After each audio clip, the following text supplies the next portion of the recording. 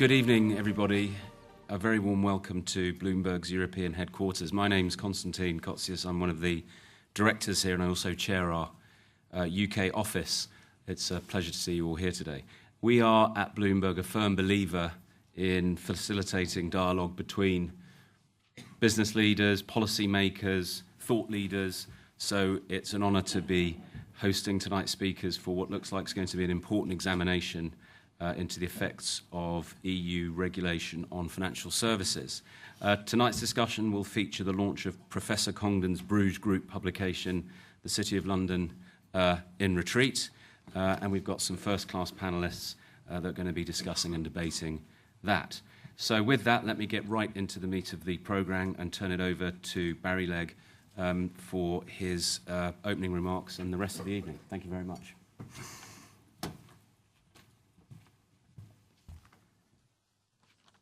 Thank you very much indeed for those words of welcome.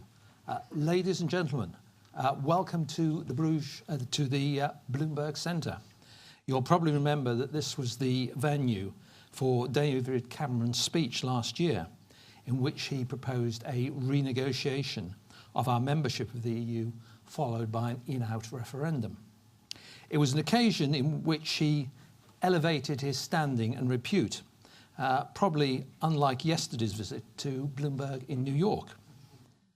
The Prime Minister's conclusion that we should remain members of the European Union following a process of limited reform is one which will probably be challenged by some of our speakers tonight and some of you in the audience. Our first speaker is Tim Congdon, one of Britain's leading economic commentators and an advisor to two Chancellors of the Exchequer. Tim has for over 30 years been a strong advocate of sound money and free markets in the UK's public policy debates. He founded Lombard Street Research and was its managing director for 10 years. He has written a number of books, his latest of which is Money in a Free Society, a response to the Great Recession. Tonight, ladies and gentlemen, the Bruges Group is proud to launch Tim's latest work, The City of London in Retreat, the EU's attack on Britain's most successful industry. Ladies and gentlemen, Tim Congdon.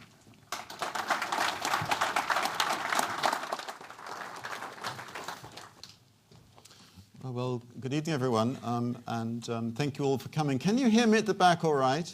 Yes. Okay, very good. In that case, I won't. If you can't hear me, just let me know and I'll speak up, but very good. I'm going to, first of all, just a few thanks, and I want to thank the Bruges Group for publishing this document. I did a talk, The City of London Under Threat, about 5 years ago, and this is really the sequel to that exercise, and this is the, I hope in 5 years, it isn't the City of London in decline, but anyway, we'll see how we go. And also, of course, thank Bloomberg for acting as host this evening. I've got a PowerPoint presentation. I hope it works. So how do we go? And there we are.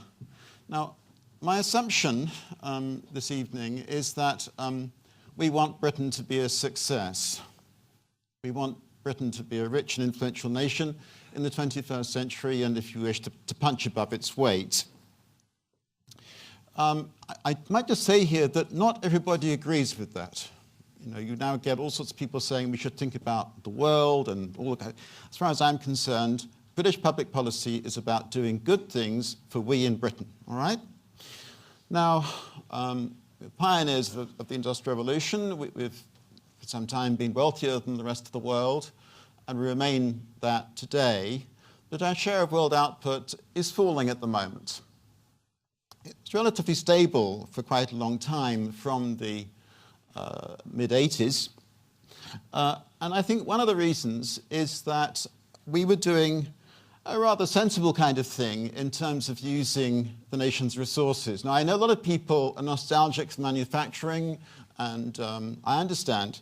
But, you know, you think about it, lawyers' bills, accountants' bills, you think how much they can charge, and the truth is that business services is where rich economies specialize. And this shows you how in the period from, in fact, this really goes back to the 1960s, but from the early 1990s, Britain's exports, these are exports, the red line is imports, but the exports are much, much higher. Exports, what I call international business services, absolutely boomed. Well, and boomed until 2008. And inside that total, there's financial services, the City of London. There's also many other things. There's lawyers, accountants, broadcasters, market researchers, management consultants, IT consultants, civil engineers, lots and lots of different things inside that total. They are, of course, very much located in London and the southeast. If you look at this chart, it's on an arithmetic scale, and the growth appears to be accelerating in the first decade of the 21st century. That's not quite right. And if we look at, you can just see at the end it's wobbling a bit, and that's what we're talking about this evening. You do this logarithm, and you see it's slowing. It's stable, strong growth, then it's basically growth stops. And that's, this question of, are these industries that were driving, the key driving force in the British economy for 20 years, are these industries slowing down, or is there something the matter with them? This just shows you figures a bit more specifically. We had the growth rate of these exports 13% a year for almost 20 years. I mean, that's any nation that has growth industries like that is jolly lucky, all right? And you see the last 5 years, it's only 2%. And in fact, these people who want rebalancing the economy, in fact, the exports of goods and services is rising a little bit faster. My analysis is very much in this publication about the financial sector. I don't want to sort of glorify it too much, and I know there are many critics of the financial sector, but back in 2008, the financial sector was the largest single part of this complex of growing industries. About 45% of the exports of these of the business service exports, around about £55 billion financial services as such, and then about another 13 billion for insurance, about 70 billion pounds. About 5% of British output was exported by these industries in 2008. They were incredibly successful industries and had been so for quite a long time.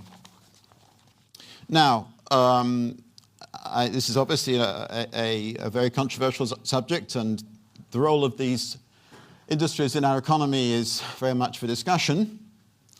As far as I'm concerned, people should be free to use their talents and skills and so on as they choose, as far as possible. I'm a liberal, and in my view, our people, British people, are making very sensible decisions by specialising in these walks of life with high incomes and so on, and these were very successful industries. Okay, I know that there are other people who say that we should be industrialists and so on. I don't agree with that, but I'm not against manufacturing, and I emphasise that here. I just want people to choose to work where they produce the best, happiest, and so on, just as suits them. But it's not a surprise to me that this was how we were specialising in the late 20th century and in the first decade of the 21st century. I was appalled, I have to say, when Lord Turner described much financial service sector activity as socially useless in Prospect magazine. Let's just be clear that at that time, the financial services, as such, not including insurance, was about 4% of GDP. And for somebody like this to criticise an activity responsible for exports equal to 4% of GDP seems to me to be the height of irresponsibility, ineptness, and so on. It's possible, I can't hardly believe it, that Lord Turner did not understand that the reason why Britain has such a large financial services sector is because such a high proportion of its output is exported. Roughly speaking, if you take out that, the red bars are the total, according to national income accounts, I'm sorry, I'm an economist, by the way, you'll realize that the output, gross value added, is the red bars. The blue bars are the exports. The bits in between is the services that banks and insurance companies provide to us as citizens of the UK. That, by the way, is not out of line with the rest of the industrial world. What's different about Britain, what means you have a big financial sector, is these exports, all right? And it's crazy, frankly, for anybody to criticize major exporting industries. Now, just to get this clear, to talk about these industries being too big in some sense. Yeah, they were about, they're smaller now, by the way, I'll kind of come in a second. They're smaller now. They're about 3% of GDP now. UK accounts for about 3% of world. They are 0.1% of world output. All right? That's what these people, Lord Turner, Martin Wolf are saying is too big. It's 0.1% of world output. These are great growth industries, and they remain as such, I hope, in the long run. Not at the moment, but anyway. This is the picture for the composition of our exports of business services last year. And you can see that the share of financial services has declined, now a bit more than a third. And those other business services, I'm not decrying them, not at all, lawyers, accountants, market researchers, advertising people, so on, they're much more important now than the financial sector. And now, so let's just be clear that the financial sector has declined in the last 5 years. There's a great boom, and the financial sector has declined. Other business services still doing well, but the financial sector has declined. I realize there's been a global recession, but I think there's been another factor at work, which has been the fact that we have given the regulation of these industries to the European Union. Until 2008, the regulation of financial services was still pretty much national. In Britain, very much under the control of the Financial Services Authority and the Bank of England. This changed when the Lisbon Treaty came into effect. Well, it was passed in 2009 and gradually came into effect in 2010 and 2011. And a part of that treaty, almost unnoticed, by the way, in the public debate, was the setting up of a so-called European System of Financial Supervision, and this taking the form of 3 main bodies, now with buildings and bureaucracies and infrastructure and so on. One in London, European Banking Authority in London, but obviously ultimately answerable to the European Commission. Another one in Paris, the Capital Markets Authority. And then in Frankfurt, another one which is in charge of pensions and insurance. So since 2009, financial regulation has left this country and gone to Europe. And when it was here, people might complain that there was too cozy a link between the Bank of England and the city. Okay, in the old days, maybe. Nevertheless, overall, Britain's financial sector boomed, flourished, and so on, and that boosted output employment in London and in Britain as a whole. It's sometimes said that the European Union wants these industries to flourish, and I'm just going to show you now something that's on the European Commission website. In fact, it's a presentation going back to January this year. This is the horse's mouth. This is all about the financial transaction tax. What are the objectives of this? This is all, by the way, the European Commission. It's not me, not Tim Congdon. This is the European Commission, all right? One of the objectives is create appropriate disincentives for certain transactions, all right? There are certain things that these bureaucrats in Brussels and Paris and Frankfurt don't like. They're going to stop them. That's what that's saying. Don't have any illusions about it. That's what it's saying. Okay? I couldn't help, you probably can't read it, but just at the bottom there is, this is about how they're going to proceed, and then at the bottom there's, in a nutshell, all markets, all instruments, all actors, exclamation mark, exclamation mark, exclamation mark. Bossy boots. just at the end here, I'll show you in a second, this shows you what the European Commission expects to be the effect of the financial transactions tax. They expect the result to be a fall in turnover of shares and bonds of 15%. Quite open about that. This is a European Commission presentation. And in what they call derivatives and financial bets, minus at 75%. This is the European Commission. It's not, you know. So let's just be clear about that. Now, these activities, obviously, in terms of in the City of London, they're employing tens of thousands of people. And it's deliberate. This is the European Commission that they want to reduce the size of these industries. All right? Now, ifs and buts, no doubt, but it's pretty clear what is the intention here.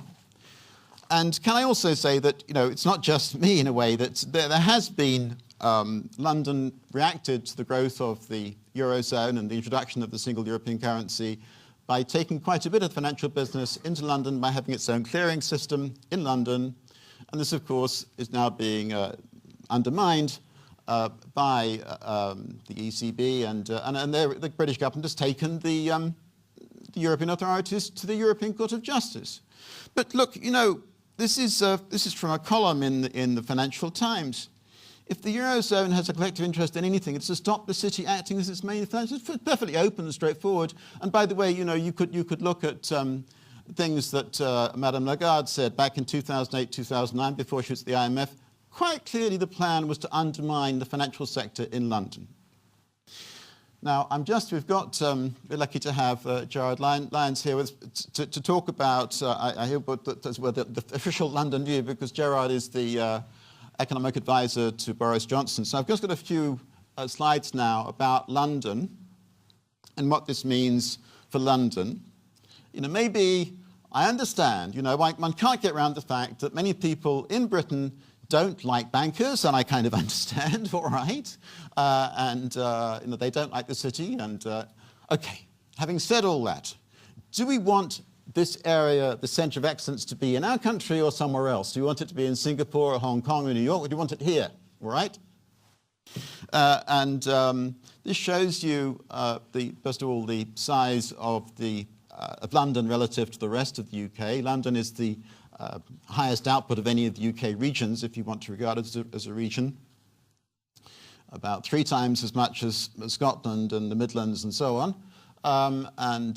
These figures are a little bit out of date, but they're basically about right. So, you know, the prosperity of London is important to the UK.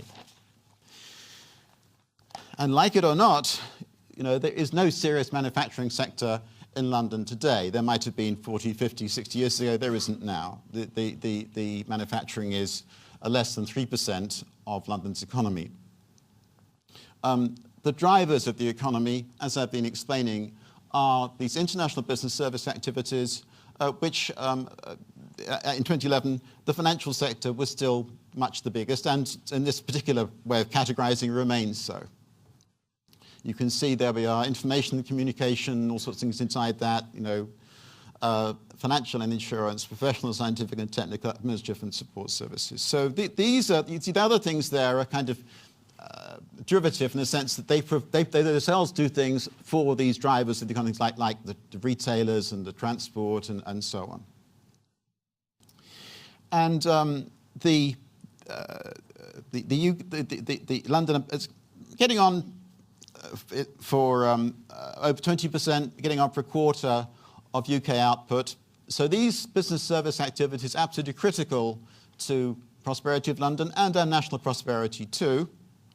And of course what's been going on is that the UK has been specialising in these areas, high income, high growth in a world of globalisation, very sensible response by the British people to the global outlook.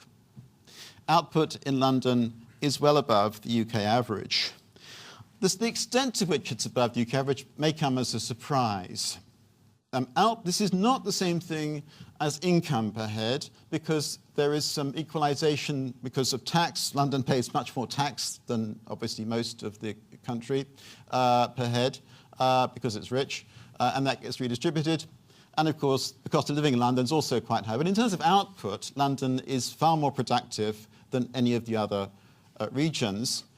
And I'd say the drivers here are such things as globalization, the adoption of computers in the various service activities I'm talking about means that people can carry out far more business. You know, a trader or a dealer can carry out the back office constraints in terms of paperwork. It can all be, it's much more efficient now than it was 20, 30, 40 years ago.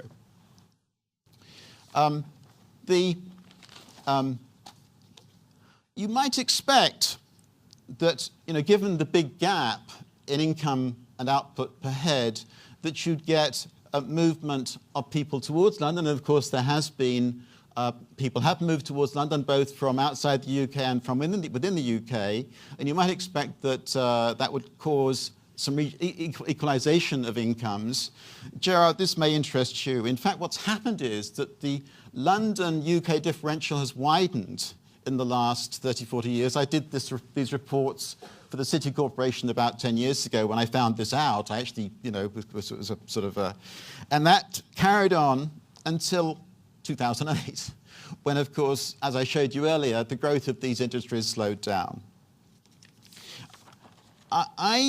Quite what's going on here is a very interesting question, and it may well be that then there's a lot of growth still to come in these activities, and that we still are living in despite current setbacks, if you wish, we're still living in a world that is globalizing, the growth of trade, the growth of cross-border capital flows.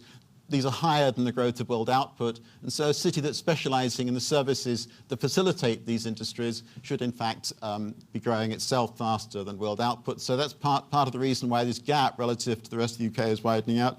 It may simply be because, you know, you can't build the houses here, you can't build the office blocks. You can, I suppose, but it's difficult getting all of it's crammed into this small space so that the prices rise and the wages rise and so on.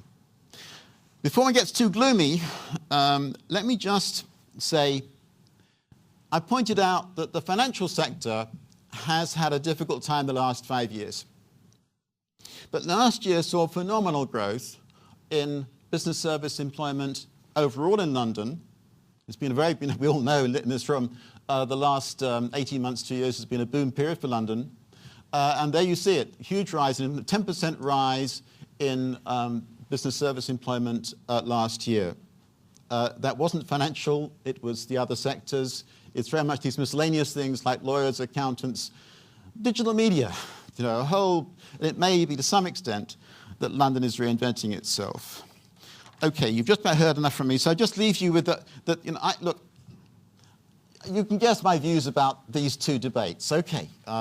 But you may have your own views. What I'd say is that obviously there is a big debate about whether we should rebalance our economy. In my view, we want to be focusing on these areas that have done us very well in the last, well, the 20 years up to 2008. We want to be in control of these things ourselves. We don't want the European Union to control them. We want to be controlling them ourselves as we were before when we were successful. Within London itself, there are major issues about whether somehow, what is going on is somehow London's reinventing itself as these new industries take over from, I'm afraid, the stagnating financial sector, stagnating in my view. Yeah, there's been a global recession, but also stagnating because of excessive and unnecessary EU regulation. We must get that regulation back within our own control, back within this country. Thank you very much. Thank you.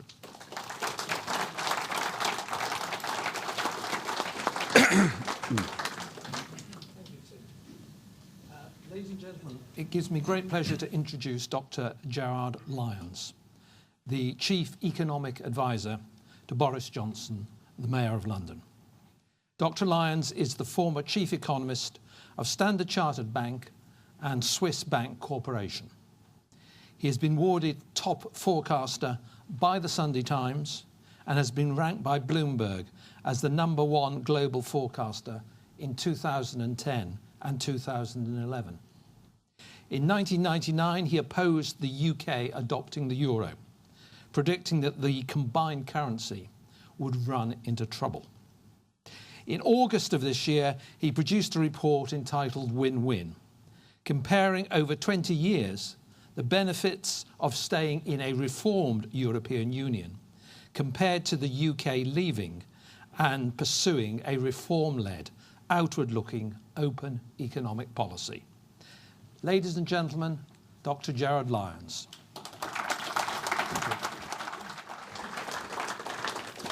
Good evening. It's a great honour, great pleasure to be here this evening, and it's fantastic to be able to follow Tim on the podium.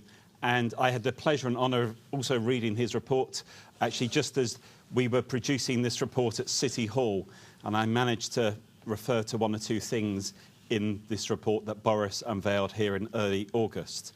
I could just stand here and basically repeat everything Tim has said. You might find that interesting, but you probably would prefer I didn't do that.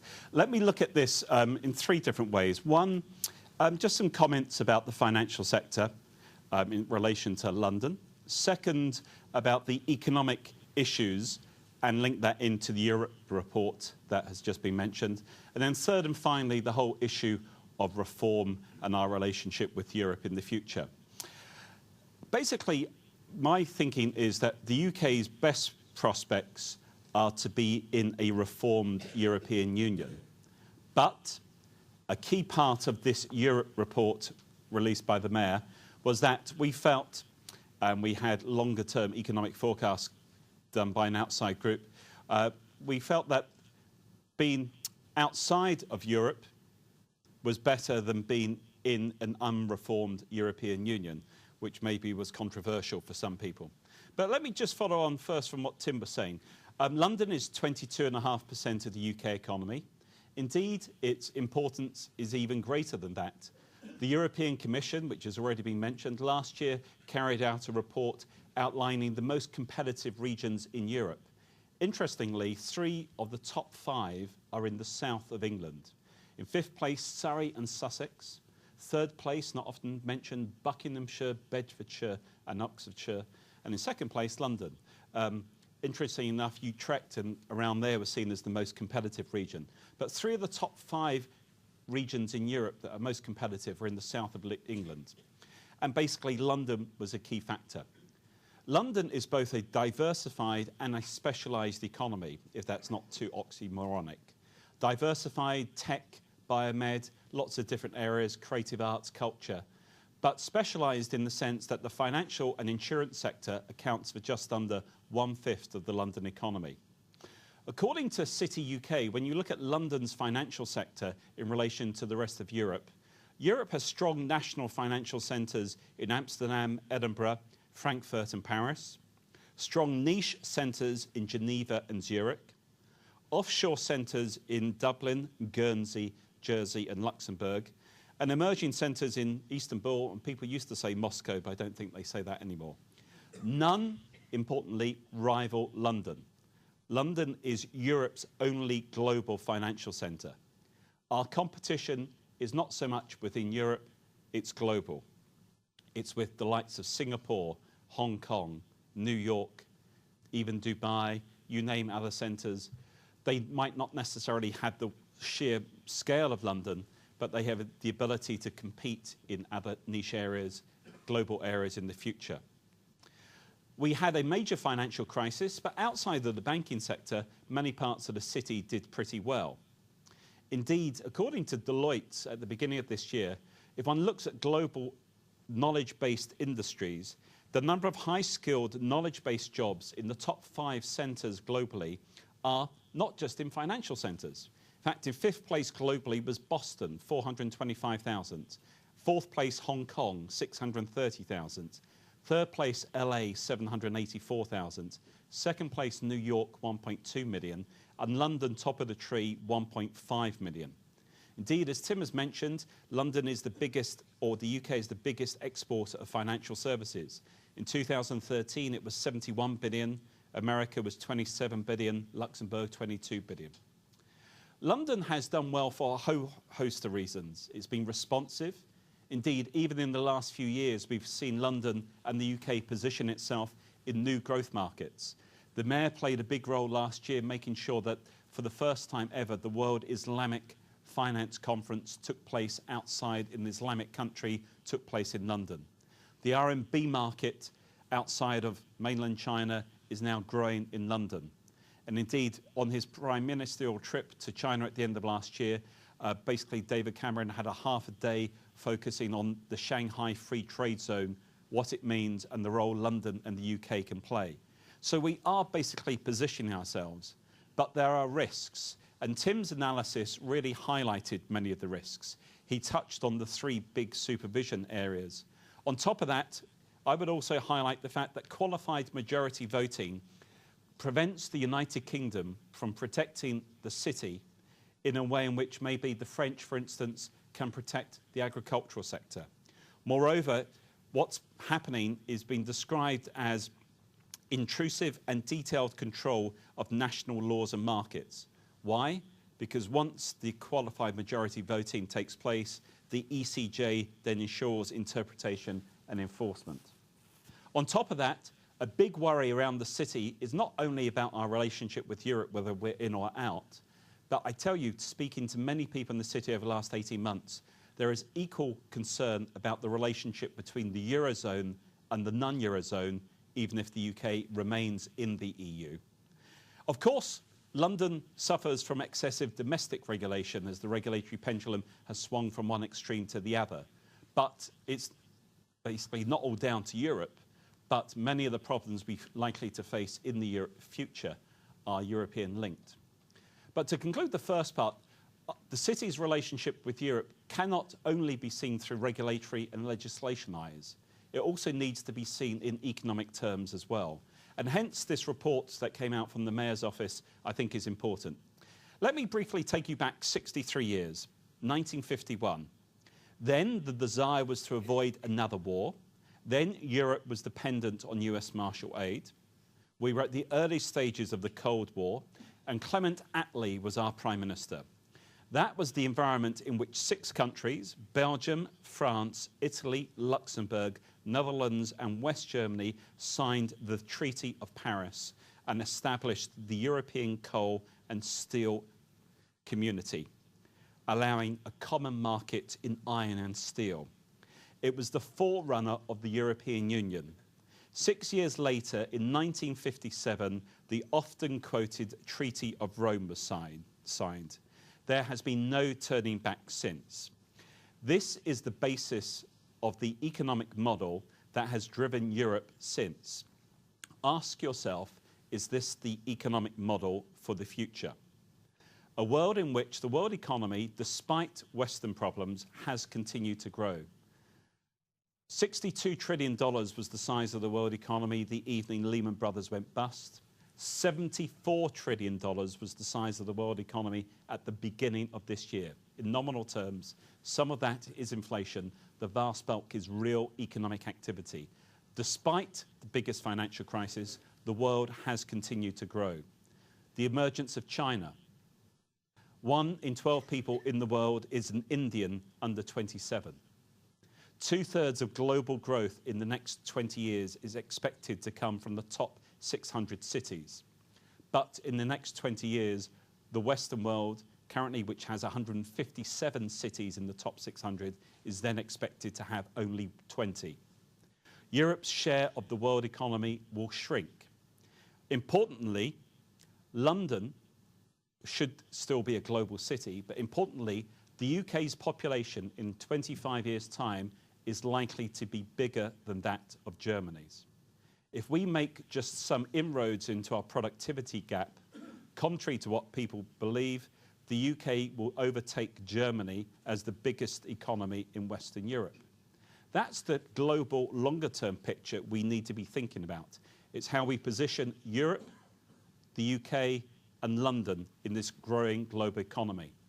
Now, if we were to leave the EU, there would be major disruption. Hence, it's important to make sure that when you make a comparison, it's not over a 2, 3, 4 year period. The legal and financial complexity of leaving is immense. There was a great study by Clifford Chance and City UK earlier this year, which I would recommend to you, that looked at this in detail. Therefore, if you're to look at the economic comparison between Britain in Europe and Britain outside, you need to have a 20-year time horizon. 20 years to get over that shock if you decided to leave, and look at the ups and downs through 2 economic cycles. We commissioned Volterra, an independent forecasting group, to do some analysis. And that basically came up with the view that our best outcome is to be in a reformed EU, but it's a pretty close call in second place to be outside. And a distant third was to stay in an unreformed European Union. That leads on to the third and final point, reform and our relationship.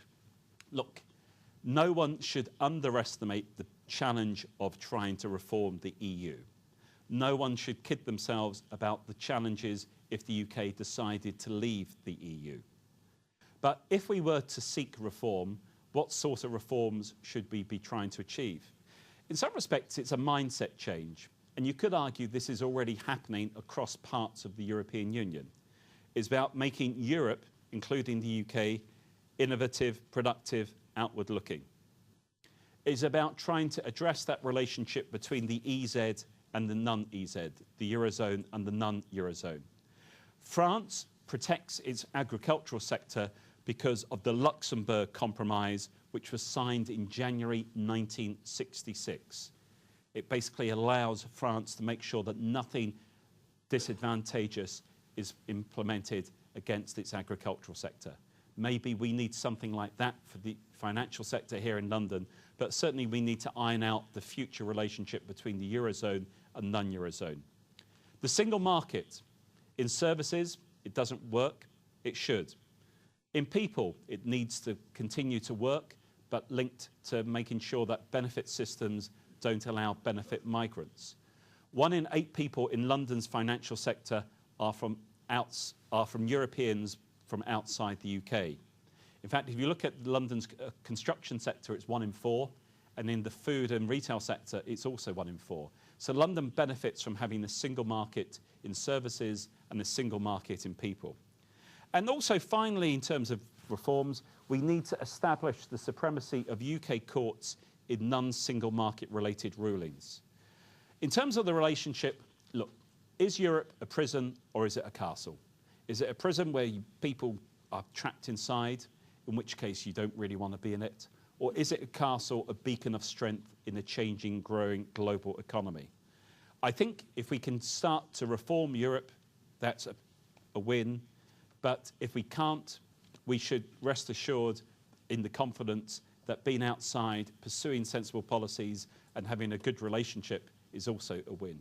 So coming back to Tim's report, I think the City of London is vital, not just for the London economy, but for the UK economy. Also, the City of London is Europe's financial centre and it's Europe's financial sector.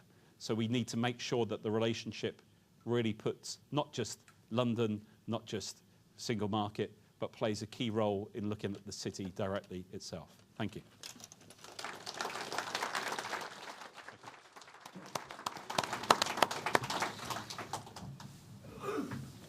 Thank you very much indeed, Gerard, for that. Ladies and gentlemen, I now wish to introduce Lars Christensen. I believe that Lars has never worked as an economist, but he brings immense experience as a practitioner in global financial markets. Lars is the co-founder and chief executive of Saxo Bank. Under his leadership, Saxo Bank has become a global force and is present in over 25 cities across the world. Many of those financial centres that Gerard has just mentioned, including London, Zurich, Singapore, Hong Kong and Dubai. Saxo Bank specialises in online trading and investment across financial markets. It enables investors to trade foreign exchange, contracts for differences, futures, options and derivative products on international markets. Ladies and gentlemen, Lars Christensen. Thank you. Thank you very much for having me here today. Let me start by also saying thank you to Bloomberg, with whom we have an excellent working relationship in Saxo Bank. And they should be highly commended for always generating debate and thought leadership. And of course, thank you very much to the Bruges Group for having me here again. I consider it an honor to speak to this group of people, because I highly value the work that is done by the think tank to challenge, to question and to report honestly on the European Union that today sadly has developed into possibly the greatest threat to freedom, not just for the city, but for any business and for any Europeans in all walks of life and in all aspects of their lives. I think many fail to see the risks and the disturbing underlying agenda, and sometimes I wonder if I'm being overly sensitive to the excesses of the EU, but reading your report, Professor Congdon, I know that I'm in good company. Now, you've heard two highly esteemed economists here. I'm not an economist, so I'll try to give a slightly more personal and broader perspective on this debate, because I think this is about even more than just the city. The city is a very important part of it. The UK financial industry is a very important part of this discussion, but it is a symptom of an even greater malaise, unfortunately. For me, the city and its financial industry has always been something very special. And to illustrate this, I'd like to briefly tell you a story that goes back more than 25 years, when I was a young man aspiring for a career in the financial industry.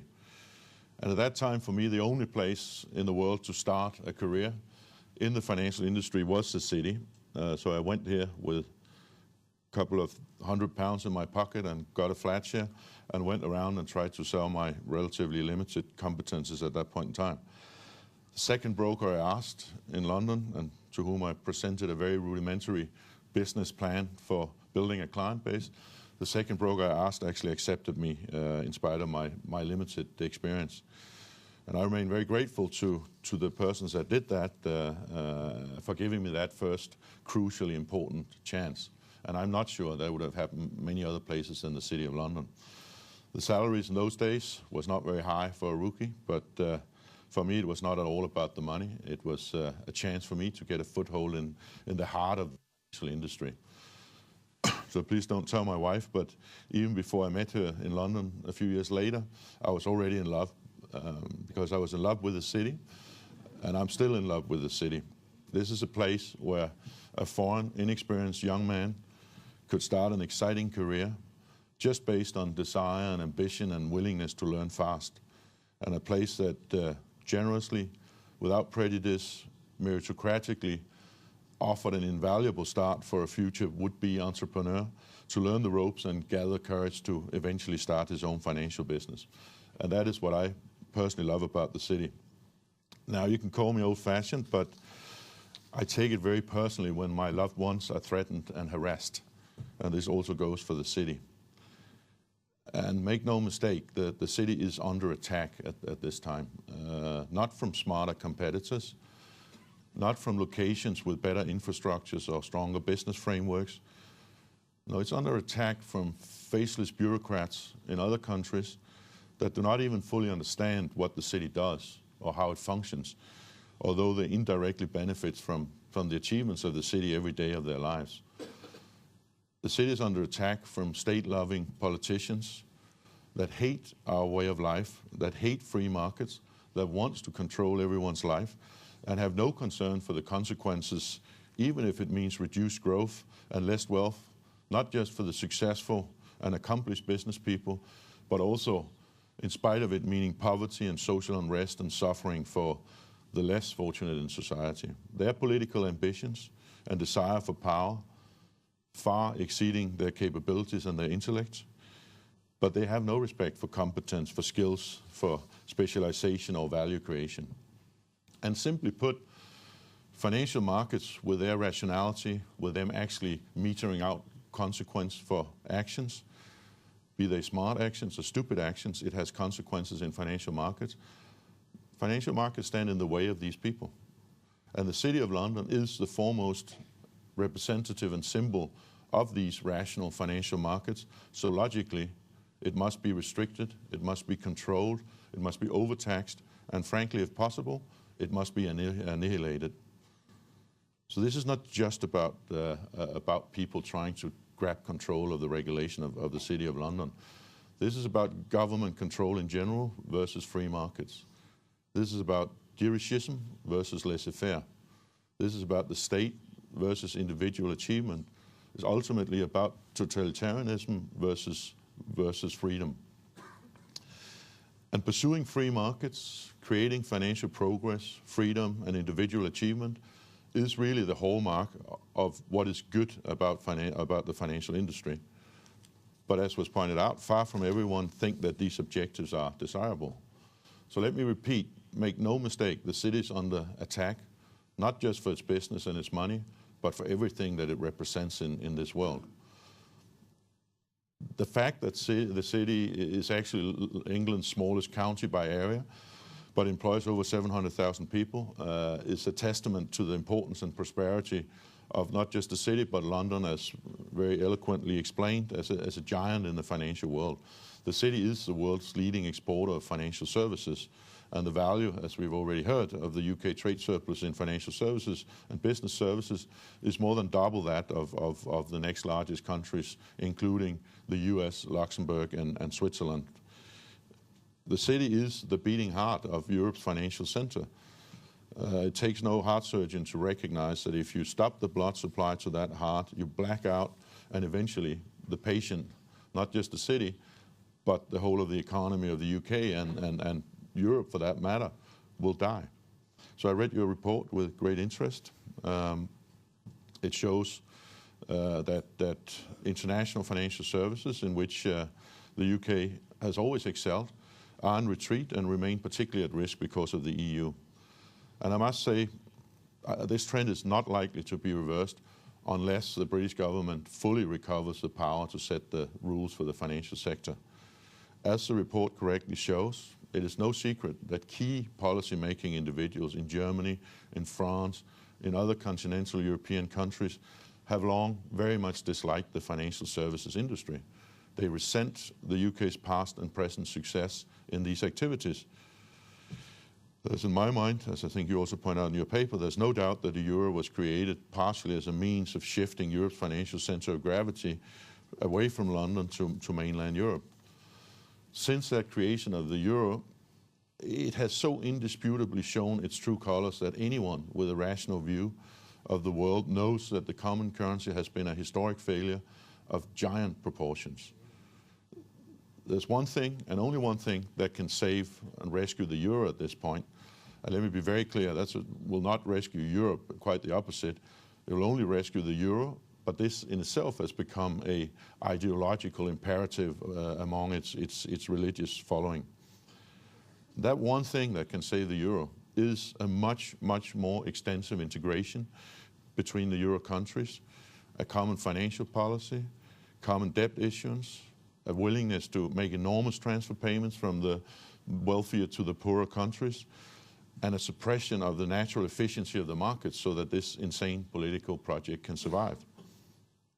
The countries that have wisely decided to stay outside of the euro, including the UK and my own home country, Denmark, those countries are seen as enemies of the grandiose German-French scheme of a European superstate. They and their financial markets must be controlled at all costs. They must be taxed, they must be burdened with not their own problems, but the self-inflicted damage suffered by the euro adopters. Because these adopters of the euro cannot themselves, they cannot and they will not pay the bills for their folly, but they look very greedily towards the pockets of UK and Scandinavian taxpayers and businesses to pay for their mistakes. The latest big danger for our industry is the banking union. Undoubtedly, this will lead to healthy banks in Northern Europe getting lumbered with the bills of unhealthy banks in the Eurozone, eventually bringing, at worst, the entire European banking sector to its knees. With balance sheets stuffed full of dubious sovereign paper issued to cover the excesses of spendthrift politicians, we have not yet seen the full scale of this crisis that we are in and still stand in front of the worst. It will get much worse, in my opinion, unfortunately. And fortune will favor only the brave that retain control over their own national destiny. The rest will drag each other down with certainty. Leaving matters to Brussels with undemocratic, faceless bureaucrats, its Soviet-style rhetoric and empty symbols, its lack of competence and leadership, will lead to disaster for the city if the UK does not regain its powers to liberate and reinforce the free markets and the capitalism that created all of the wealth and prosperity that we all benefit from today. And you should be very aware that the EU never stops. The EU never rolls anything back. In a normal electorate, you would have changing governments. You might roll back the excesses of the prior government or vice versa. But the EU never rolls anything back. It just continues to amass more and more control in all areas. The EU has no self-criticism. It has no regrets, no matter how much or how often it fails. It just continues the rollout of its own powers, and it will continue to do that until someone says, enough is enough, until somebody says stop. And the time to say stop came a long time ago. In just a few weeks' time, we will celebrate the 25-year anniversary of the fall of the Berlin Wall. Back then, in 1989, who could imagine that just 25 years later, we would have forgotten about capitalism's victory? We would have forgotten about the dangers and the failure of supranational government and control. We would have forgotten the absolute bankruptcy of socialism, and we would have forgotten the importance of competition and efficient capital allocation and specialization. Yet, here we are, with the EU repeating the failed experiments of the past. So I think, ladies and gentlemen, it's high time to say stop. Before it's too late and you won't even have a voice with which to say stop. Enough really is more than enough. I sincerely hope that your Prime Minister intends to do this after the next election. We know that the British people agree with their Prime Minister that any ideology that claims to be bigger than the nation state fundamentally denies human nature. And I think we should try to hold Mr. Cameron to that. For me, the UK saying stop is the biggest hope for Europe's future. The biggest hope for the real Europe of history and diverse cultures and different skills, competitive spirit, traditional freedom. And certainly, I can assure you that I will do anything to ensure in my own country, Denmark, that if you should choose that route, we should follow along. But it is clearly outside the Eurozone. It has to be the only major nation outside of the Eurozone that drives this process. And I sincerely hope that, as a minimum, a very strong reform of the EU, which I personally doubt can be done, or simply leaving it and setting up a viable alternative, which I think will very quickly outcompete the Eurozone. To finish off, a long time ago, before I went into the financial industry, I actually wanted to be an archaeologist. And I'm still a great fan of history and was at the time. And like most Danish boys, we were particularly fascinated by the Vikings for obvious reasons. King William I, usually known as William the Conqueror, was a descendant of Viking raiders. And he launched the Norman conquest of England in 1066. Following the Battle of Hastings, he marched on to London. But when he came to London, he failed to get across London Bridge, and he failed to actually defeat the Londoners. Eventually, he crossed the River Thames at a different place and raiding the land as he went along and lastly winning the war. Except for the City of London, he had to grant the citizens of London a special charter in 1075. And that charter is a great example of London retaining its authority at difficult times and under attack.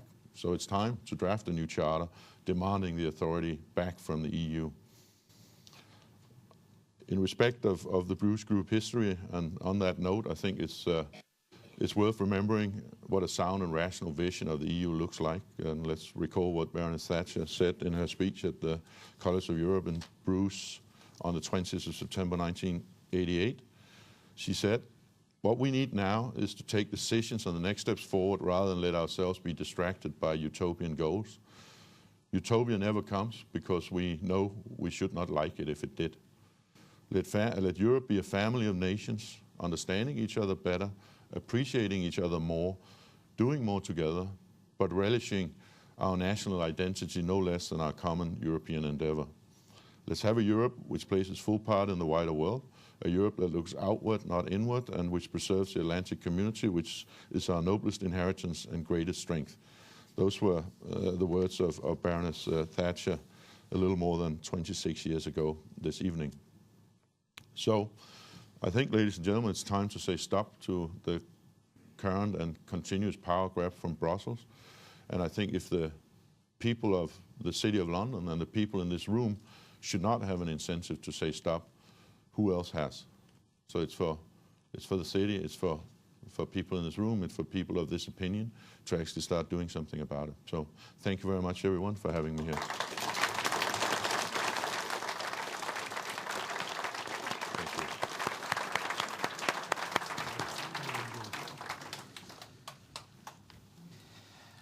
Well, thank you very much, Lars, for those truly inspirational words. Now we've got an opportunity for a few questions for our guest speakers. Can I take the gentleman on the gangway there, please? Yes, you, sir. Yes? Yes, you. Yes. Yeah, go ahead. No microphone. There's obviously a difference of opinion about the possibility of renegotiating powers back to the UK. And in the context of this evening's subject, what's the minimum list that the panel would require back? Gerard, would you like to start off with that one? Yeah, in case people didn't hear the question, because the gentleman didn't have a microphone, is there, or what is the minimum list of what we would like back in the UK? I should say, I will give you my personal view, so nothing to do with the Mayor of London, but I think it's important maybe not to have a sort of red line. As we've seen, red lines can sometimes be misinterpreted. But I think what I outlined in this report, the Europe report, the win-win situation, which you can download from City Hall, we had an 8-point agenda for reform. But really, in my comments tonight, I outlined what I think are 4 key reforms. One was a generic one in terms of the mindset change about making Europe more outward-looking. You could argue that's very much linked to the competencies issue that's currently being discussed, about where control should lie with national governments versus Europe. So that's one. 2 would be the whole relationship between the Eurozone and non-Eurozone, and basically safeguarding countries that have said that they will not join the Euro. At the moment, there is a sort of dual majority, but basically when that goes below 4, it stops.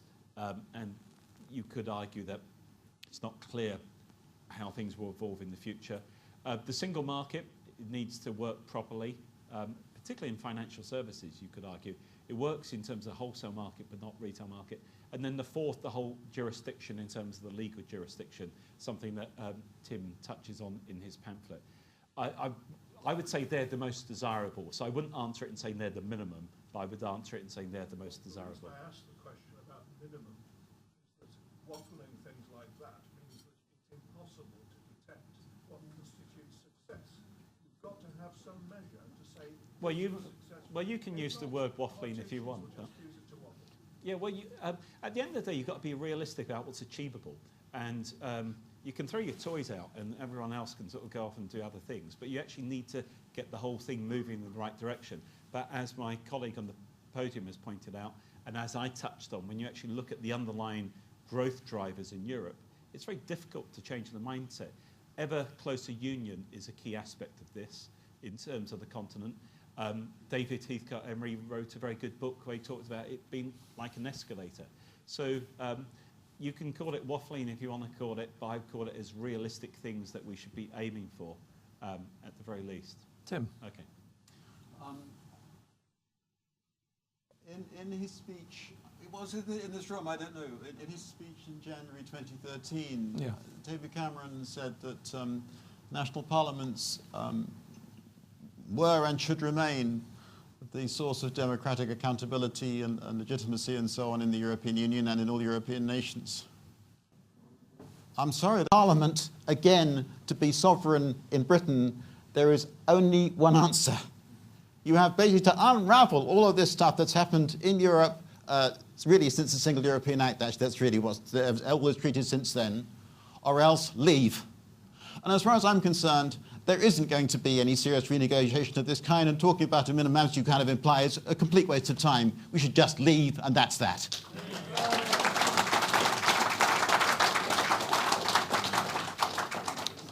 Lars, have you any comment on this one? Yeah, I would like to think what you think, that it could be reformed, but I think I probably have to end up with your conclusion. But what we would need in terms of reform, just as a theoretical exercises. Certainly, I do not believe in a scenario where banking is very difficult to see through, very transparent, very different in different countries, very different problem sets. I do not believe that an international regulator can have any chance of having an understanding of a local banking system, for example. So I believe the regulation should be national, should be based on best practice, which incidentally comes out of the UK mostly, and in our country we have largely modeled ourselves on UK regulation, as many other new jurisdictions have tried to a large extent. Secondly, we should at all costs avoid any possibility that the European Commission and the Brussels can begin to collect direct taxes, which is what the financial transaction tax is about. Their hope is that a large proponent of this tax would go to their own budget so that they can do even more harm, which we should not underestimate. That's one of the reasons that they want them through there, because they kind of imagine a lot of the proceeds will go directly to themselves, right? Thirdly, the whole idea of banks across Europe having solidaric responsibility for each other is completely self-defeating. You know, imagine if, I don't know what kind of businesses you run, but imagine if you were a greengrocer or a plumber or whatever, and you had the responsibility for every other greengrocer in the country, or every other plumber. If you outcompeted your local plumber in your village, you know, you would have to pay for his default. I mean, it's a completely insane system, which gives no encouragement to competition, and of course brings down the strong while not really benefiting the weak. We know that very specifically because Denmark is actually, to my belief, the only country in the world that has fully implemented that system. So the Danish taxpayer has not had one single Danish crown out of his pocket in order to recapitalize the Danish banking system. There has been given some guarantees, which in theory could have led to taxpayers paying. But every penny that has been paid to banks that lost money or went under has been paid by other banks. I have a very small bank, but I've had the pleasure of personally, not as a big shareholder, this has cost me nearly £10 million over the last 4 years, and I'm absolutely sure that those £10 million would have been a lot healthier building jobs and building growth and building better products for our clients in Saxo Bank. But nevertheless, we, even as a very small organization, have spent £25 million on supporting banks that we had nothing to do with, that went under because of a different business model and poor regulatory oversight, etc. And that we definitely need to not spread to a global European level. If we have to now have the great banks of England and Denmark to pay for faltering banks in Southern Europe, that's going to be catastrophe and bring everybody down. So we need at least to deal with those issues inside this. At the end of the day, do I truly believe that that can be done? No, which is why I tend to go with you, that probably the best thing is to leave. I do not think that's an option for Denmark, to go it alone and leave the EU, because I think we will be subject to blackmail and making an example because we're a small, unimportant country. So I think we will have a very difficult life if we left. But I do think the UK could do it, and I do think that others should follow suit if that was an option. Can I just, very, very quickly, just... Gerard, your answer was very diplomatic and excellent.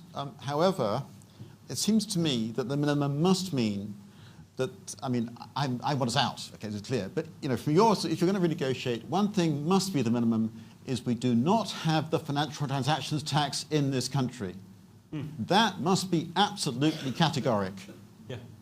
And if I see that, then I've given up already on, never mind. Actually, in terms of, I was just going to say, in terms of the Europe report, I got heavily criticised from many people for being too critical of Europe.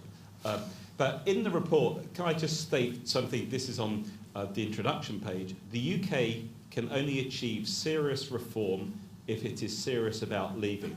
And it can only be serious about leaving if it believes this is better than the status quo of staying in an unreformed EU. It is. Thanks. I'll take a question from my former colleague, Bill Cash. Bill. Thank you very much. Can I just say, first of all, that I agree with everything that's been said from the panel, so I don't need to repeat any of that. I do, however, have one very serious problem with the way in which it's been going. I've been in Parliament now 30 years, and at least 29 of those have been devoted to trying to sort out what I feared was what was going to happen. And Barry and I were involved in the rebellion against the Maastricht Treaty, which was the first really big stand against what was going on for all the reasons that have now become apparent. But much more recently, I wrote a letter to the Financial Times in 2009, and the people who know most about these things will recall the de la Rosière report, and it was perfectly obvious to me at that stage that this was going to lead to majority voting and to all the things that have just been described by the panelists. I wrote a letter, and actually, I didn't bring it for this meeting, actually. It was for another reason. But I said in that letter in 2009, we need to insist on the supremacy of Westminster legislation overriding such European lawmaking. That was about the whole of the regime, regulatory regime, the jurisdiction, the majority voting, and the impact that it would have on our direct national interest.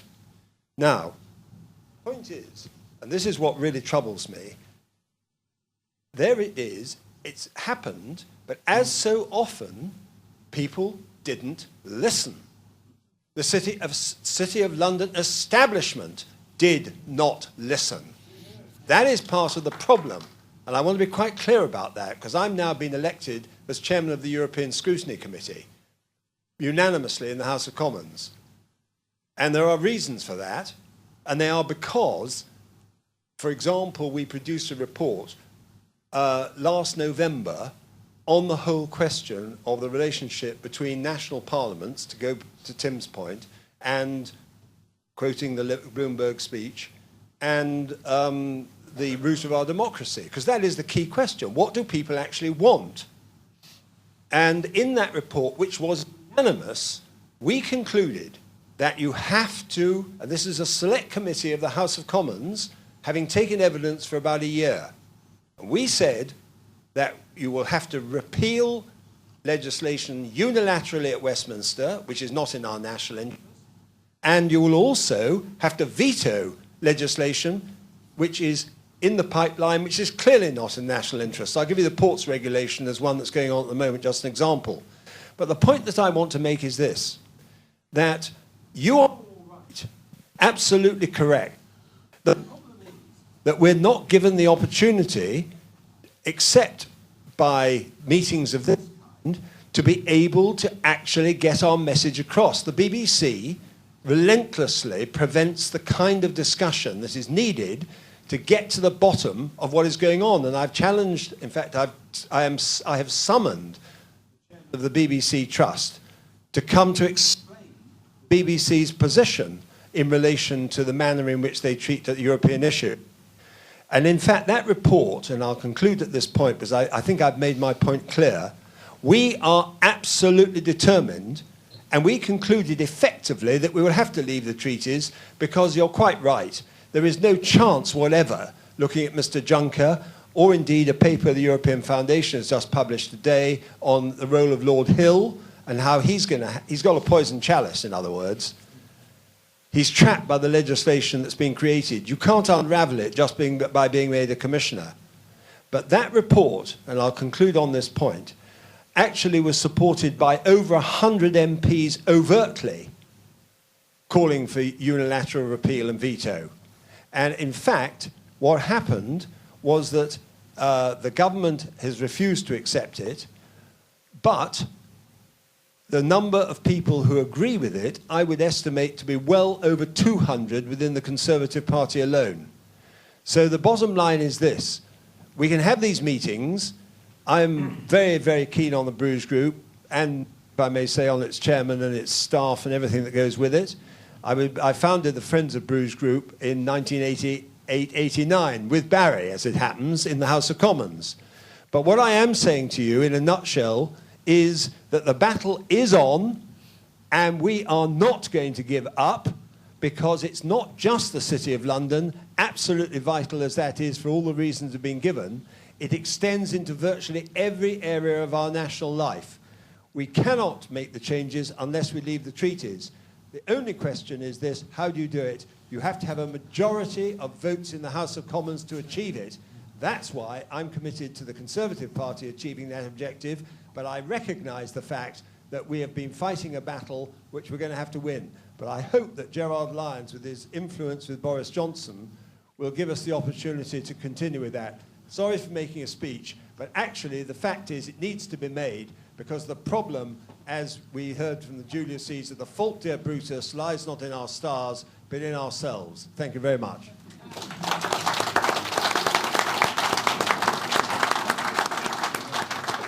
Bill, thank you for that magnificent overview. I wasn't actually in the House of Commons in 1989.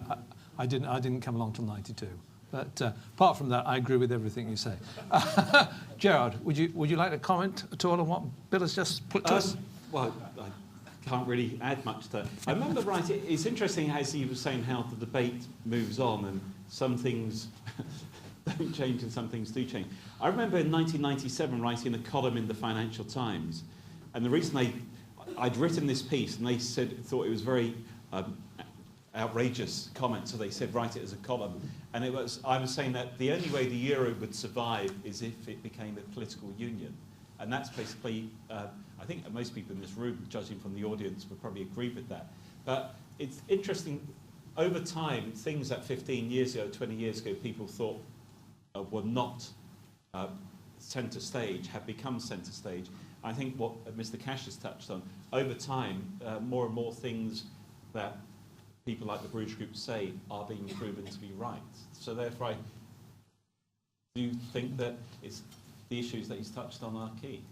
Tim, I'd just say that before this event, I gave an interview to the BBC about the pamphlet. So, one shouldn't be too, bit by bit, public opinion moves.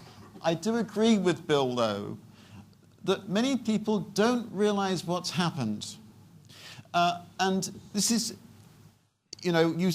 and Bill, you've been brilliant because you've seen it all the way through. I remember 2005 when you had the votes against the European Constitution in both France and the Netherlands. And I said, okay, this is it for my lifetime. I don't need to worry about this. The European integration is going to stop here. And you said, no, they'll just carry on like a bulldozer. They couldn't care less. You were absolutely right. And regardless of the democratic decisions that have come from France and the Netherlands. Many people don't understand what's happened. And, it's going to be a huge challenge for us to get over what's, it's complicated. You have to explain the stuff about qualified majority voting and the Council of Ministers and these directives and regulations and the decisions, the decisions, capital D, taken by the Commission. And this stuff, people, their eyes just glaze. They're not interested. They want to move on. You have to tell them that their country's been stolen from them, then they start to understand. Thank you. OK, I'll take a question from the gentleman on the front row there, and also the gentleman just along. We'll take two together. Yes, this one first. Roger Kendrick. We might get a referendum in 2017, and if we do, I think the challenge is going to be to win it, as Tim's just said. And I think we've seen with Scotland that people don't tend to vote for a change, and we saw it in the AV referendum. So we've got an uphill struggle, and we've got the whole establishment believes in this monstrosity that we've been talking about tonight. So if there is a vote, I think we have to have a clear alternative that people can vote for. Now, they didn't have that in Scotland. And one of the things I'd like to put on the table is the agreement that has been reached between Canada and the European Union. It hasn't been ratified yet, but it is a more or less simple, straightforward trade agreement with a certain amount of constraint, but not very many. And what I'm suggesting is that we need something simple that another Anglo-Saxon country has done that people might believe in, so we don't have to get involved in all the complications that Tim has just described. Thank you very much. And the question from the second gentleman there, please. Hi there. Would you agree? Hi, Sean Howlett. We keep seeing very destructive moves from the European Union against financial services coming out, such as ESMA and MiFID. Why do you think such blatantly destructive moves keep coming out of Europe? What do you think the motives are for this? Are they just stupid? Gerard, what do you think on that latter point? Well, on the latter point, I would say later you'll have a great chance to read Tim's document because I think it just answers all those questions. Actually, one point that was made to me in Brussels was they said, look, or someone said, look, when things go wrong in your financial sector, it impacts us all, so we have to control it. So if you're looking for a logical explanations, that aspect might come through. So therefore, you could say here in the UK, having sensible regulation in place to make sure the financial sector is controlled properly is important. But coming back to Tim's point, it's about domestic regulation can address that. So I'm trying to imagine if someone from Brussels was here. But yeah, but it's about, yeah. But I think what we've been saying tonight is about positioning Europe, the UK, London, whichever you want to look at it, in the changing global economy. And I don't fear leaving at all. Basically, if we don't, my view is that if you don't achieve the reform, then we should not be afraid of leaving. But the challenge is, the first question from Roger, is that there is this status quo bias. People fear the unknown. They think there's safety in numbers. There's this argument that Britain won't be able to do free trade deals, which is complete nonsense. In fact, if you actually look at it, you could say that we're encumbered by having to negotiate with a whole bloc where many of the things different countries want are not things in our best interests. We could actually have free trade deals like Canada, etc. We could easily repeat some of the European free trade deals. We could easily cut some new trade deals. There will be complications in other areas repeating all the 33 free trade deals that Europe has. But the point is that when we're pursuing our free trade deals from our own perspective, it's actually quite an iterative process. We can decide what's best interest for Britain and do the bilateral deals. So I think what we need to get across to people is that the alternative is better. People do fear the unknown. And I remember in the No campaign, I might have the figures wrong, but the rule of thumb, the research then 20 years ago, was that you needed to have a 14-point gap in your favour to get people to change. Like opinion, there is something like that. So it never seemed likely that Scotland would vote yes, shall we say, given the way the opinion polls were going. But you really need to set out the case. But just to conclude, what I find interesting is I remember being involved in the No campaign, and the first time we did a big event in the city, it was over at Fleming's City HQ.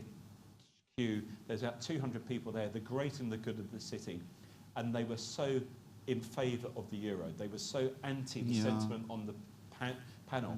But the important thing is those guys were won over by having a clear, concise, constructive argument and a vision. And I think you're right in your question about the benefits from Canada, but also you're right in your question about we shouldn't underestimate the challenges involved in this whole process. Lars, how do you feel, from your Danish perspective, we can overcome that fear of change? Because Denmark was a country that voted against Maastricht on a referendum and then flipped back.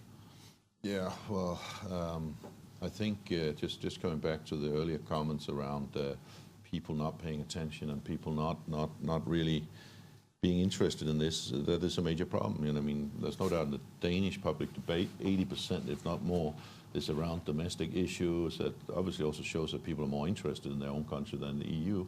Whereas on the other hand, what they fail to realize is that at least 80% of the laws are being made in the EU. So actually, that domestic debate is completely irrelevant. You know, we can have all the ideas about how to reform our own country, but we're not actually in a position to do it unless we deal with the enormous influx of laws from Brussels. The other thing I think is very important is that it's not just that people are not paying attention. It is that it is deliberately being made very, very difficult to understand what is actually going on. You know, things are being put into notes, documents are about 20 times longer than they have to be. So at the end of the day, nobody can keep an overview, even with the best of intentions. Former President Klaus, who I believe also has spoken here, who's a good friend of mine, told me that when they had to vote on the Treaty of Lisbon, it was not even translated to Czech. So they had to vote on a foreign language, very complicated treaty without having a translation in their own language, right? So these guys are deliberately making it very, very difficult to figure out what they're doing. And if you look back in history, actually some of them have been blatantly honest about the fact that we are trying to achieve this without anybody noticing. Yes. You know, and I think that's another part of the problem, that this is actually a non-democratic process where people are deliberately trying to not let people know what's going on, and that obviously doesn't help because it's not very interesting in the first place to the average voter. Finally, in terms of alternatives, I agree, but then again, we have to. I live in Switzerland. One of the reasons is I just can't stand the idea of living in the EU anymore, so I moved to Switzerland.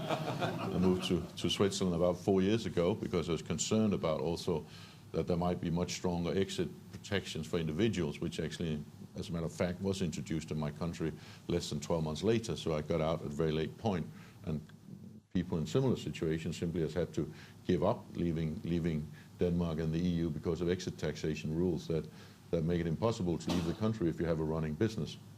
Long story, but that's an economic Berlin Wall for entrepreneurs in my country. So I left, but when I look at Switzerland and I see the concern that business has down there about the arm twisting that Switzerland is under from the EU, or something that I also know a little bit about Norway. Norway basically has to implement about 80% of all EU legislation without even questioning it to have access to the market. So there isn't really an alternative if you want to be part of that market. It's a little bit of an illusion to think that you can escape EU legislation that way.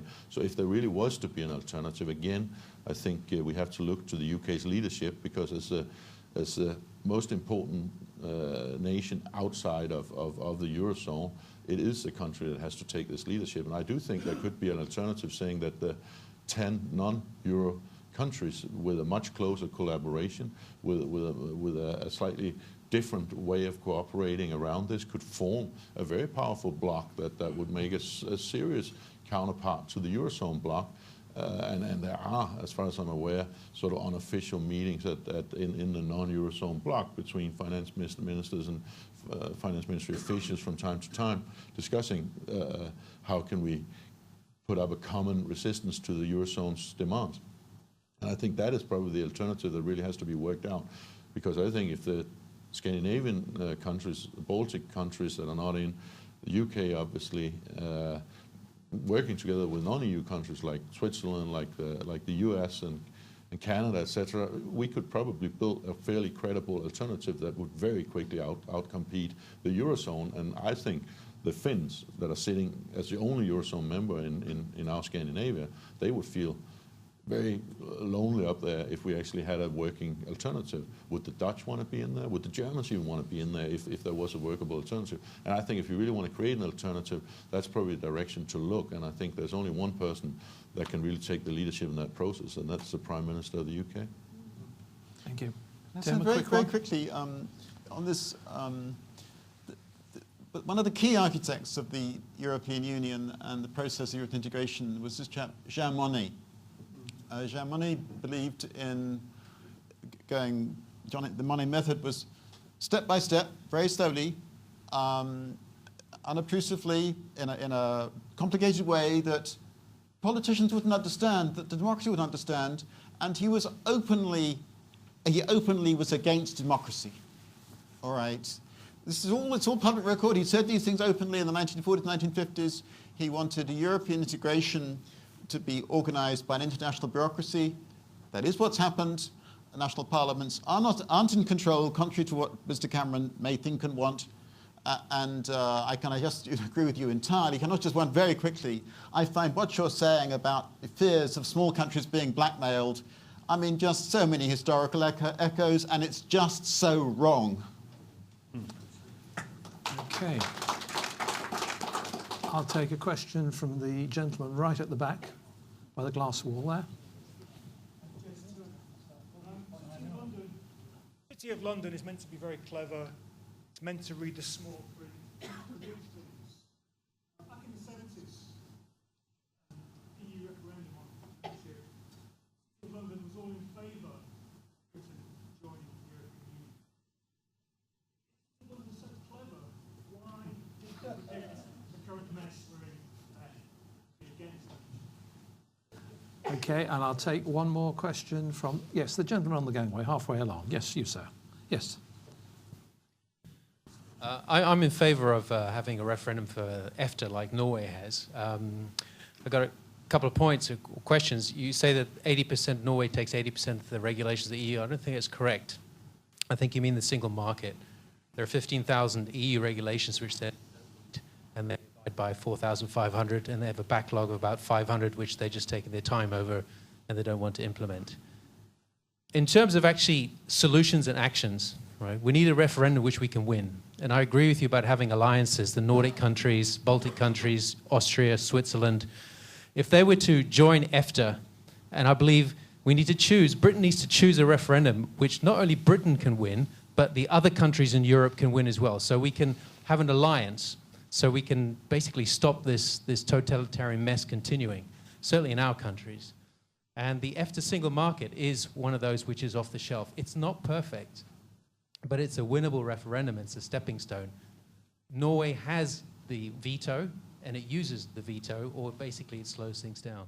So what would Gerard say? I would say, Gerard, if Britain was already in EFTA single market instead of EU single market, would you believe that Britain should join the EU? Gerard, what? Well, it's a hypothetical question, so I think, can I answer it in also the context of the first question? The gentleman at the back was talking about the referendum back in the 70s. Now, I was at school then, I haven't looked at all the ins and outs of it, but basically at that time, the feeling was Europe's growth model was delivering, and in economic terms, the UK had underperformed. Europe was performing very well. So there was the desire to grab that slice of that economic pie, shall we say. If you look at it in economic terms now, Europe's growth model clearly is disappointing. Now, if Britain was leaving, I think it's important to stress, the Mayor of London's view is that we should stay in a reformed EU and we should seek reform. I think it's also important to say that if the UK was serious about leaving, then I would imagine, in my own personal view, that Germany would reach over backwards to try and keep us in. So people do want us to be in. In some respects, you could argue the southern parts of Europe want the UK in to sort of counterbalance the northern Europeans. I would argue that the Germans would like the UK to stay in to counterbalance the French. The French, economically, I would argue, are in the periphery, politically are in the core. So they're caught somewhere in the middle. So the UK is in a strong position if it decides to push for reform. Also, it's been said to me that the UK doesn't engage enough within Europe. We don't really argue our case within Brussels, and we should engage more. Now, these are all valid points, and before you get to a referendum, these are all issues that really need to be addressed. Can you achieve reform? If you are asking for reform, come back to the first question, what reforms do you want? And then how do you play it from there? And then that comes on to the question that Roger asked, if you actually do get to a referendum, what's the alternative? Which is your question about EFTA. I don't think we necessarily need to be bound by what's already out there. In fact, Norway argued its case because it was assuming its people would vote to join the whole project. Britain is the 6th biggest economy in the world. We can actually be thinking globally if we're outside the EU. So I don't necessarily think I need to answer that question directly, as you say, but I would say that we do, coming back to the genesis of the question, certainly we need to be thinking globally and not just constrained by the continent.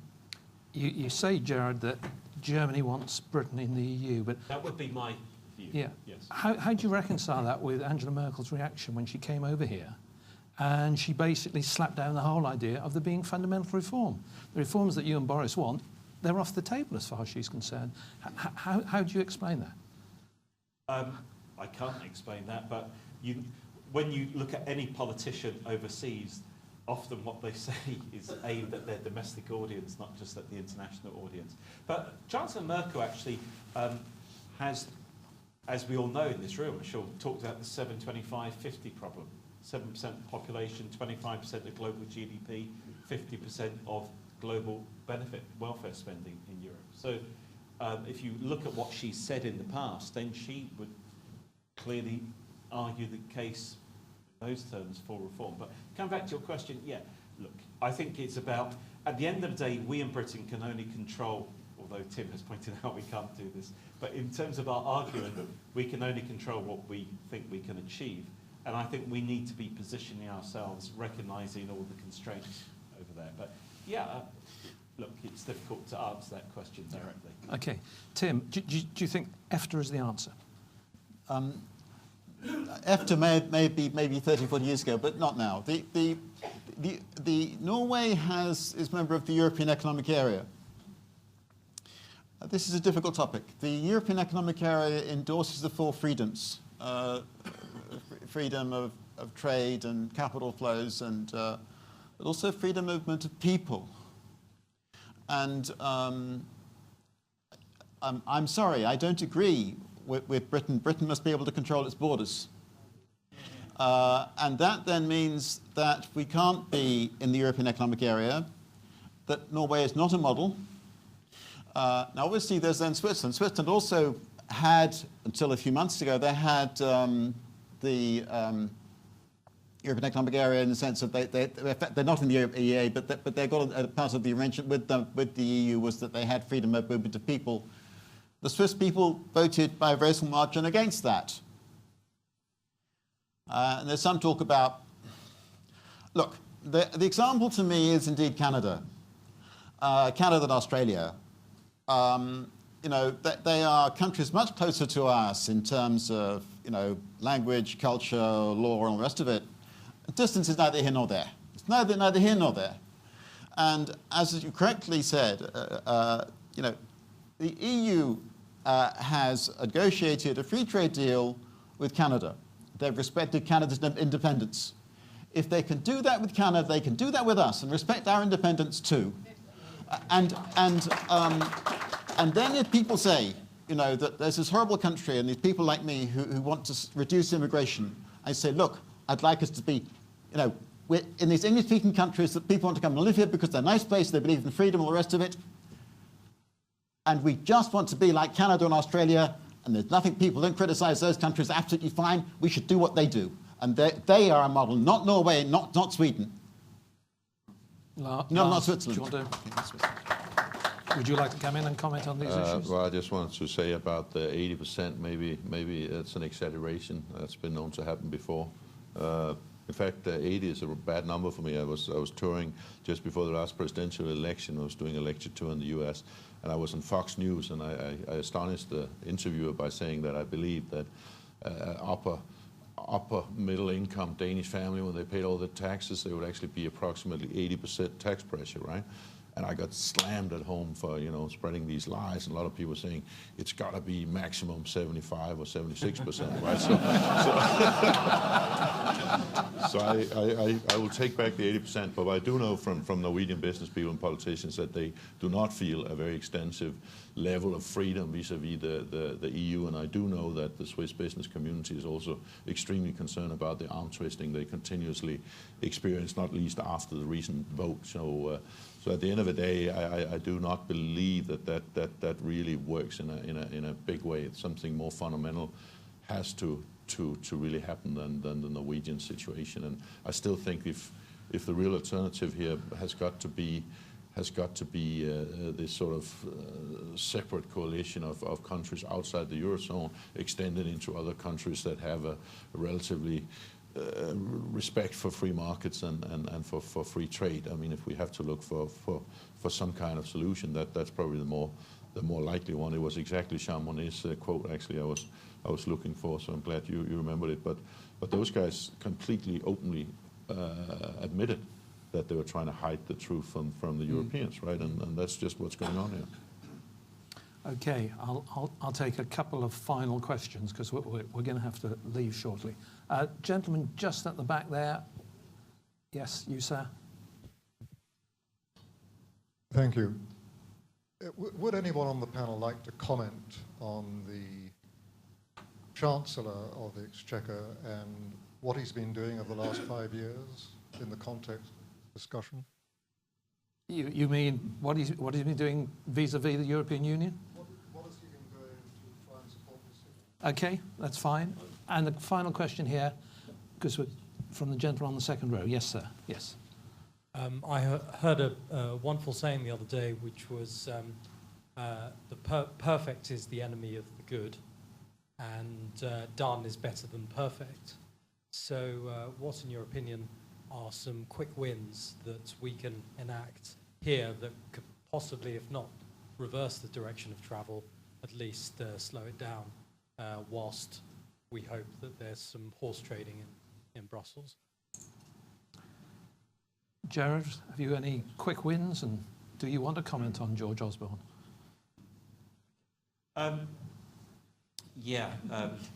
These answers could go on for hours.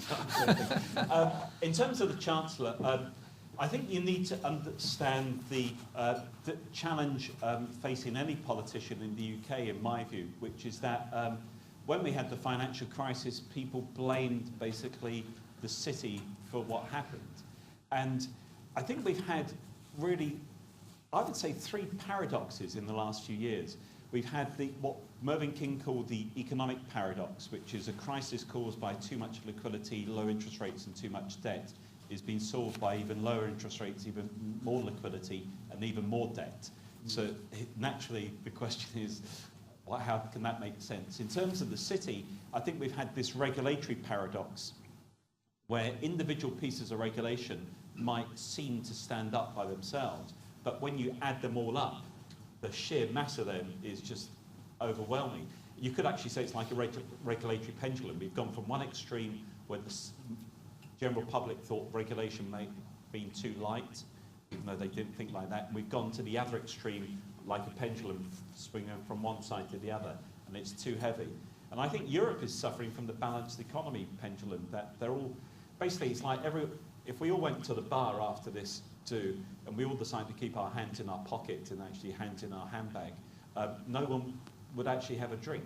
And Europe's like that. They're all basically keeping their hands in their pocket. They're not actually spending any money. There's a lack of demand, and they're basically forcing all the adjustment on the periphery countries. So in that context, the question about the Chancellor, it's a difficult one because I don't think he was in any sort of easy win situation.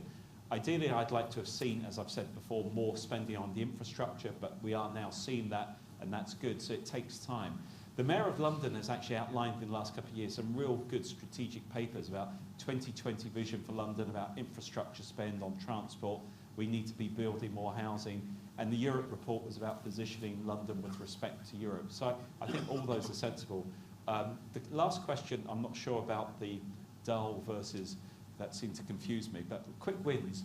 I think Dumb. Oh, I thought you done. Oh, done. I thought you said dull.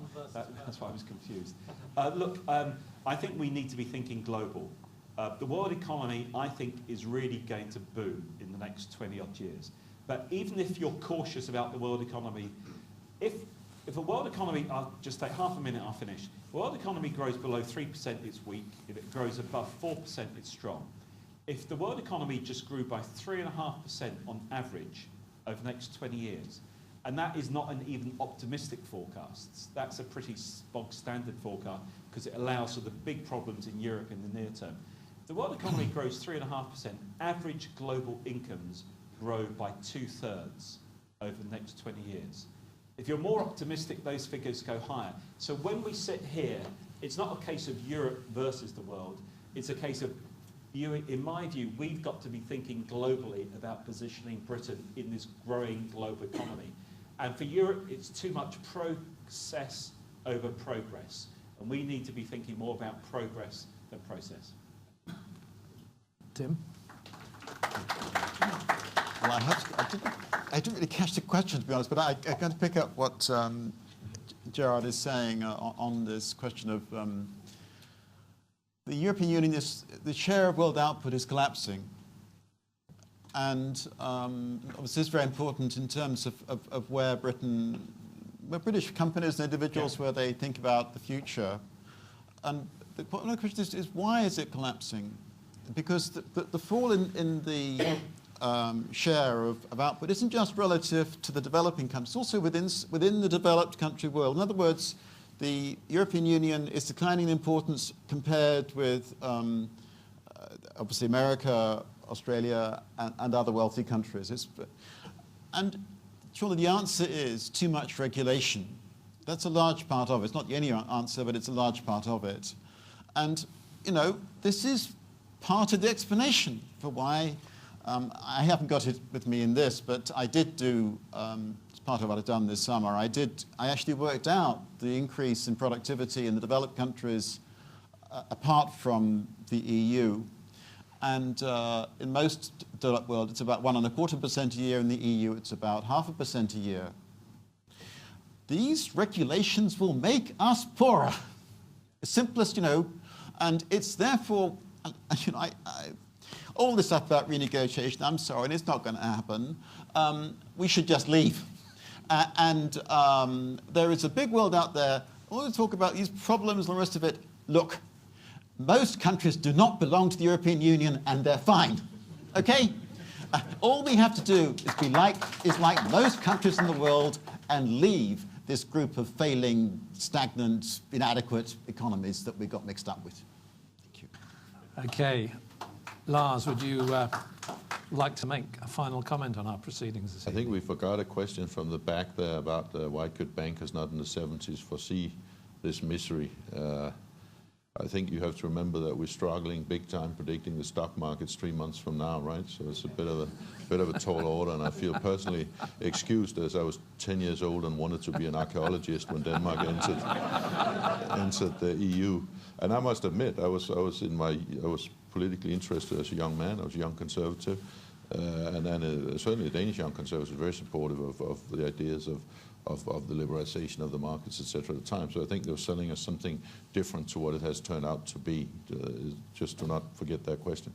On quick wins, I had hoped, to be honest. I don't know if everybody shared that, but I had hoped for more of a protest vote in the European parliamentary elections, because I think that's a kind of shock to the system that, you know, you may not necessarily want at a local national level, but you want them in those kind of contexts where people vote a little bit more freely. And we had a party that's never been above third or fourth in Danish national polls that came out as clearly the biggest party as a protest against the EU in this parliamentary election. You had obviously a strong election for the UKIP here, and in other European countries, France, you had some surprising results.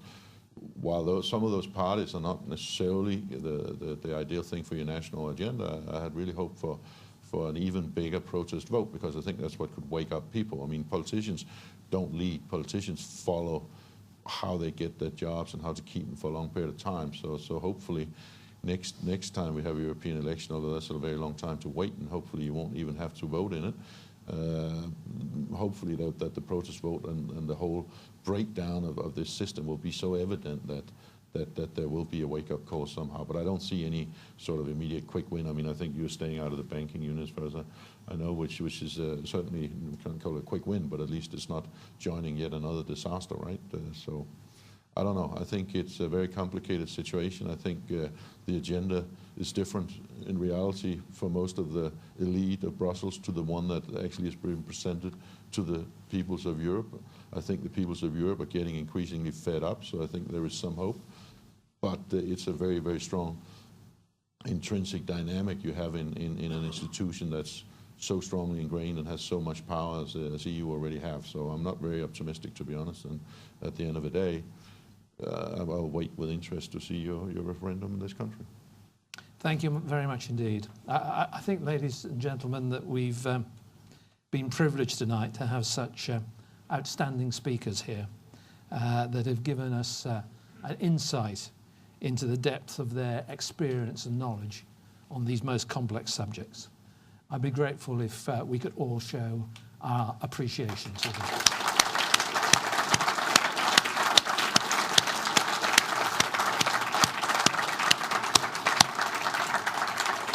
Thanks a lot, Tim.